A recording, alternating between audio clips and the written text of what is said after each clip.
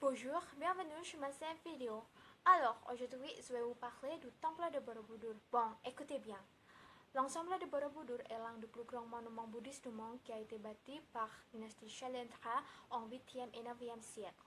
Alors, cet édifice se trouve à la vallée de Kedu, au centre de l'île de Java en Indonésie. Bon, la durée de notre visite aujourd'hui sera 2 heures, mais avant de visiter, il faut acheter un billet d'entrée qui coûte 25 dollars. Et puis, il y a quelques règles que vous devez respecter. Par exemple, il faudra porter un pantalon et puis ne griffonnez pas sur les murs. Et puis, c'est interdit de s'asseoir sur les murs aussi. Voilà. D'abord, la visite commençait par le côté nord-est de la construction et puis on va observer la partie inférieure de la construction et puis on va monter au premier étage pour faire le tour du temple selon les guides montres et enfin on va monter au sommet. Voilà.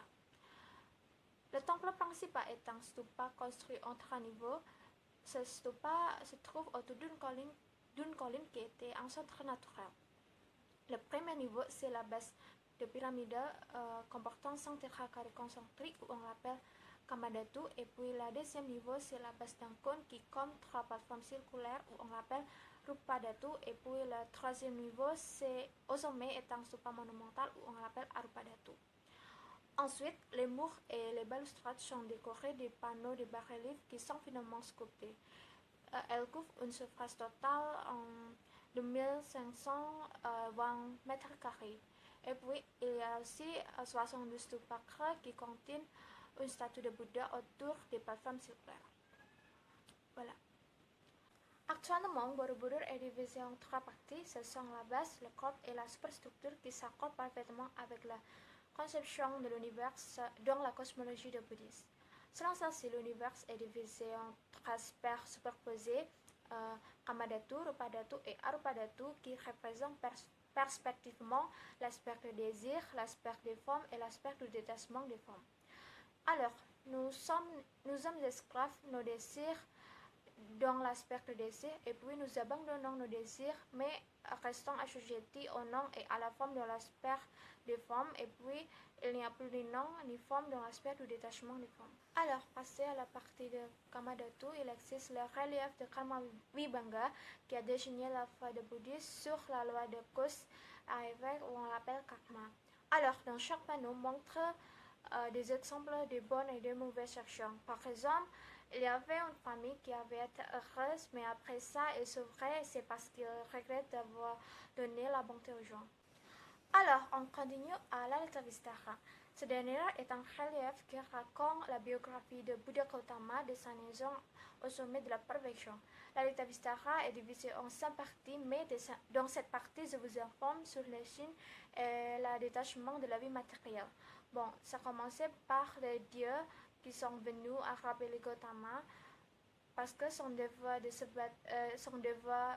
de quitter le monde et se battre pour le Bouddha.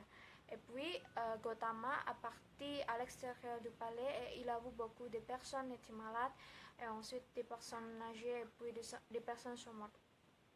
Et ensuite, il a décidé de quitter son palais et il a commencé son long voyage en accompagnant par les dieux. Et puis, parce qu'il doit se battre seul, donc les dieux ont lui laissé. Voilà. Ensuite, Siddhartha a coupé ses cheveux et il a changé ses vêtements dont les dieux lui donnaient un hommage. Voilà, c'est le Litavistara. Le temple de Borobudur, il existe aussi 16 mudras qui symbolisent l'attitude et alors la position différente des mains.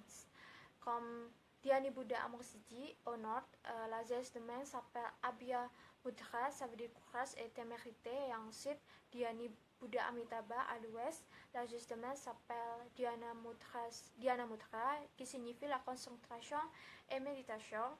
Et puis Dhyani Buddha Asophia à l'est, la geste de main s'appelle Bhumisparsamudra, qui signifie appeler la terre de témoigner. Et puis Dhyani Buddha Ratnasambhava au sud, la geste de main s'appelle Vahamudra. Le son est bénévole et alors Dhyani Buddha Vajrasattva à Zénith, la geste de main s'appelle Dharma Chakramuda. Le son est tourner la roue de la justice. Et puis Dhyani Buddha Vairocana à Zénith, le geste de main s'appelle Vitarka Mudra, son de symbole et raisonnement et vertu.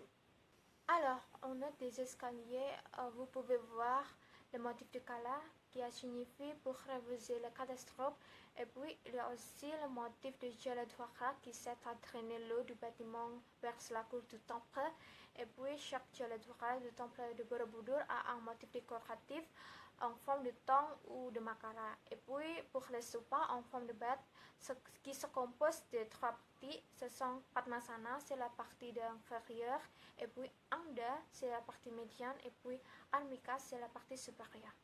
Voilà. Alors, au sommet de cet édifice, vous pouvez regarder aussi le beau paysage de la montagne de Merapi et Merbabu à l'est, et ensuite la colline de Manovreh au sud, et puis la montagne de Sumbing et Sindoro à l'ouest, et la colline de Tidar au nord. En plus, vous pouvez profiter des facilités ici comme le mini-train, le vélo ou bien le tour téléphone en louant de 7500 à 60 000 rupiah. Voilà, c'est tout, merci et au revoir dans ma nouvelle vidéo.